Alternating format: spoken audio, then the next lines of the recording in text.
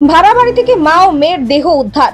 মধ্যমগ্রামের দোহারিয়া শৈলেশ নগরে এক ভাড়া বাড়ি থেকে মা ও মেয়ের মৃতদেহ উদ্ধারকে কেন্দ্র করে চাঞ্চল্য ছড়িয়েছে।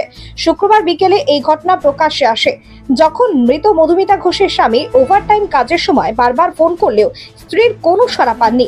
সন্দেহ হওয়ায় তিনি পাশের মুদিখানার দোকানে ফোন করে খোঁজ নেন। এরপর প্রতিবেশী ও ভাড়াটিয়ারা ঘরে গিয়ে দেখেন মা ও মেয়ের দেহ মেঝেতে পড়ে রয়েছে। 8টার সময় শুনেছি, আমরা কিছুই জানি না এই বিষয়ে। মারা গেছে এইটুকুনি জানি, এর বেশি কিছু বলতে পারবো না। কিন্তু ওরা ফ্যামিলি খুব ভালো, আমরা ছোটোর থেকে বড় হয়েছে তো এইটুকুনি বলতে পারবো। আমরা মানে সত্যি ভালো ফ্যামিলি। কি করে কি হয়েছে জানি না। এই যে মধুমিতা এবং সুমনের সম্পর্ক, আপনারা তো পাড়ারই, কেমন ছিল? ভালো, খুব ভালো। কি কারণে মৃত্যু কিছু বুঝতে পারছেন? সেটা বলতে পারবো না দাদা। আমরা প্রতিবেশী, তারপরে ছোট থেকে বড় হয়েছে ঠিকই, কিন্তু ওদের মধ্যে কোনোদিন আমরা এসব কোনো ঘটনা দেখিনি। কি কারণে কি হয়েছে ঘটনা ঘটেছে তখন স্বামী ছিল? না না না না, ও কাজে ছিল। হ্যাঁ, এলাকায় কিছু অশান্তি না না না, কোনোদিন আমরা দেখিনি। বলছি তো, কোনোদিন আমরা দেখিনি ওদের মধ্যে কোনো ঝগড়া অশান্তি, কোনোদিন আমরা দেখিনি। সত্যি ভালো ফ্যামিলি, কিন্তু এরকম একটা ঘটনা ঘটবে কি করে ঘটেছে আমরা কিছুই জানি না। তৎক্ষণাৎ দুজনকে স্থানীয় একটি বেসরকারি হাসপাতালে নিয়ে যাওয়া হলে চিকিৎসক তাদের মৃত বলে ঘোষণা করেন। পরে মৃতদেহ পাঠানো হয় মধ্যমগ্রাম মাতৃ সদনে।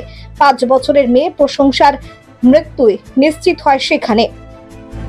পরিবারের দাবি, 7 বছরের দাম্পত্য জীবনে কোনো অশান্তি ছিল না, এমনকি ঘটনার আগে কোনো ঝগড়ার কথাও শোনা যায়নি। হঠাৎ কিভাবে এই মর্মান্তিক মৃত্যু ঘটল তা বুঝে উঠতে পারছেন না স্বজনরা। পুলিশের তরফে জানানো হয়েছে মৃত্যুর কারণ এখনো স্পষ্ট নয়। ময়না তদন্তের রিপোর্ট পাওয়ার পরই প্রকৃত ঘটনা জানা যাবে।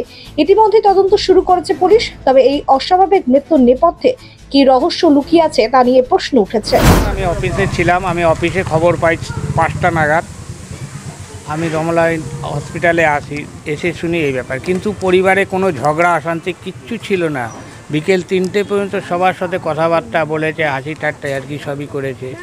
ওদের বাড়িতে কোনো ঝগড়া অশান্তি কিচ্ছু নেই। ওর মাথায় যে কি পোকাটা ঢুকলো কেউ বুঝতে পারছে না, কেউ বুঝতে পারছে না। এই সব ফাউ কথা, কোনো সুসাইড নোট ফোট পুলিশও পায়নি, আমরাও পাইনি। এসব বাজে কথা লটানো হয়েছে। কি দেখলেন দরজা খুলে? কে জানালো প্রথম? ওনার বাড়ির ভাড়া যে ছিলেন ওনারাই বললো, আমরা তো ছিলাম না, আমরা হসপিটালে গিয়ে শুনতে পাই। কি জানালো বাড়ির ভাড়া? বাড়ির লোক দেখেছে তালা ভাঙা, তালা খুললো, ডাকাডাকি করছে, লাইট জ্বালানো। ডাকাডাকিতে যখন সাড়া দেয়নি তালা খুলে দেখলো ভেতরে শুয়ে রয়েছে বাচ্চাটা, মাটা অবস্থা। বাচ্চাটার পাশে? এই এলাকায় এরকম অবস্থা, এরকম একটা পরিস্থিতি? ওই যে বললাম না, বলা যাচ্ছে না ওর মাথায় কি পোকাটা ঢুকলো। পারিবারিক কি কোনো না, কোনো অশান্তি নেই, কোনো অশান্তি নেই, আমাদের কোনো অশান্তি নেই। মানে কখন দেখলেন এরকম ঘটনা? আমি খবর পাই 5টা নাগাদ, আমি তখন কোম্পানিতে ছিলাম। আমি খবর পেয়ে সঙ্গে সঙ্গে আসি হসপিটাল। গতকাল বাড়ি থেকে বেরোনোর সময় কোনো ঝামেলা অশান্তি? না, কোনো অশান্তি না। ও সকালবেলা রান্নাবান্না করে দিয়েছে, ওর হাজবেন্ডকে ও খাবার টাবার নিয়ে চলে গেছে। কাজে ছিল। কাজে ছিল। কি করে আসবেন? ও একটা কোম্পানিতে কাজ করে।